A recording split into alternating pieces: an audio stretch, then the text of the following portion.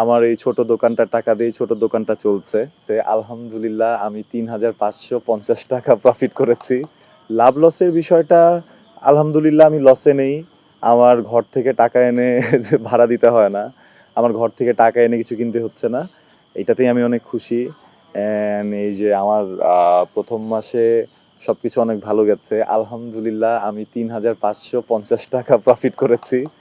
And আমি এটার জন্য খুব খুশি, কারণ সৃষ্টিকর্তা চাইলে হয়তো বা আমাকে এই ৩,৫৫০ টাকা তো লসেও রাখতে পারতেন। So, আমার যে অনেক প্রফিট হয়নি, এই প্রফিটটা হয়েছে, তারপরেও আমি আসলে ৩ বার বলতে চাই আলহামদুলিল্লাহ যে আমি আসলে যেই সিদ্ধান্তটা নিয়েছি এটাতে সৃষ্টিকর্তা এখন পর্যন্ত আমার সম্মান রেখেছেন, আমার কর্মীদের সামনে আমার সম্মান রেখেছেন। যেই মানুষগুলো আসে সেখানে তাদের সার্ভিস নেওয়ার জন্য, আমার ফ্যানরা হোক বা বাইরের কেউ হোক, তারাও তাদের জায়গা থেকে খুব হ্যাপি হয়ে যায়, কারণ আমি তো মাঝে মধ্যে ওখানে সময় দিই। সো ওই মুখের হাসিগুলো আমি দেখি। এত কম খরচে এত কিছু যখন পেয়ে যায়, তারা তাদের ভিতরে যে এক্সাইটমেন্টটা কাজ করে, তারা যে পরিমাণ হ্যাপি হয়। করোনা বা যে কোনো ভাইরাসের এগেনস্টে ফাইট মানি ব্যাকট্রলের লেফট রাইট। ওইটা একটা অন্য রকমের আরাম লাগা কাজ করে, যেটা হয়তো বা অভিনয় করলে আমি কাছে যদি কখনো সুযোগ পাই মানুষগুলোকে দেখার, তখন যখন তাদের ভিতরে একটা খুশি দেখি, কাছাকাছি একটা খুশি আমি ওখানেও দেখি। So it feels great. And আমার যদি এইভাবে বছরের পর বছর ৩,৫৫০ টাকা আসতে থাকে, তাও আমার কোনো আফসোস নেই আলহামদুলিল্লাহ। ব্যবসার বিষয়টা হচ্ছে কি, ব্যবসা একটা মজার জিনিস। আপনি যখন কোথাও ব্যবসা করতে যাবেন, তখন ব্যবসা তো আসলে একা করা যায় না। এখানে আপনার এমপ্লয়ির প্রয়োজন হয়, সাথে স্টাফদের দরকার হয়। তো ওই ক্ষেত্রে দেখবেন যে আপনি যে কখন ৪টা ৫টা মানুষের রিজিকের ব্যবস্থার একটা অংশ হয়ে যাচ্ছেন, এইটা মানে হঠাৎ করে যখন উপলব্ধি করবেন, নিজের কাছেও খুবই ভালো লাগে।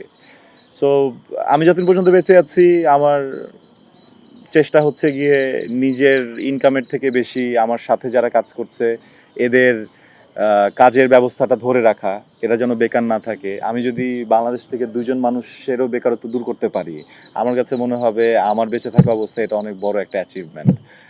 আর আমি যদি অবশ্যই, আমি যেহেতু জন্মেছি আমি মারাও যাব একদিন, আর আমি যেই প্রফেশনে আছি, খাওয়া দাওয়া ঘুমের কোনো ঠিক ঠিকানা নাই। তার মানে হচ্ছে গিয়ে যে স্বাভাবিক একজন মানুষের ৪০ বছর বয়স আর আমার ৪০ বছর বয়স কখনো এক হবে না। তাদের ৪০ বছর বয়স মানে অলরেডি আমি ৮০ পেরিয়ে গেছি। ভিতরের কোনো কিছুই ঠিক থাকার কথা না। আমরা তো আসলে হার্ডলি ২ থেকে ৩ ঘন্টাই ঘুমাতে পারি, এই ঘুমেও আসলে শরীর চলে না। তো সবসময় মৃত্যুর জন্য অপেক্ষাও করি, বা মৃত্যুর জন্য বলতে পারেন যে মোটামুটি প্রস্তুত থাকার চেষ্টা করি। আজ যদি হঠাৎ করে বুঝি, উপলব্ধি হয় যে মারা যাচ্ছি, মানে আশ্চর্য হব না, কারণ আমি জানি যে আমি যেহেতু জন্মেছি আমি মরবো। আর আমি যেইভাবে দিনরাত যেই নিয়মে কাজ করে যাচ্ছি, এটাও আসলে খুব বেশি হেলদি না। তো আমার টিকিট আগে আসার সম্ভাবনা অনেক বেশি। ওইভাবে আসলে ছোটোখাটো ব্যবসা এইভাবে ধরে রাখার চেষ্টা করেছি এই জন্য যে এই ব্যবসাটা থেকে আজকে যদিও আমার পরিবারের প্রয়োজন না হলেও, আমি যেদিন না থাকবো ওই দিন হয়তো বা তাদের প্রয়োজনটা এখান থেকেই মিটবে। তাদের প্রয়োজনটা হয়তো বা এখান থেকেই সব কিছু হবে। হয়তো আমার মার বা আমার বোনের কোথাও গিয়ে হাত পাততে হবে না। এটা একটা হয় না যে দুর্যোগের আগে একটা ব্যবস্থা, অনেকটা এরকম।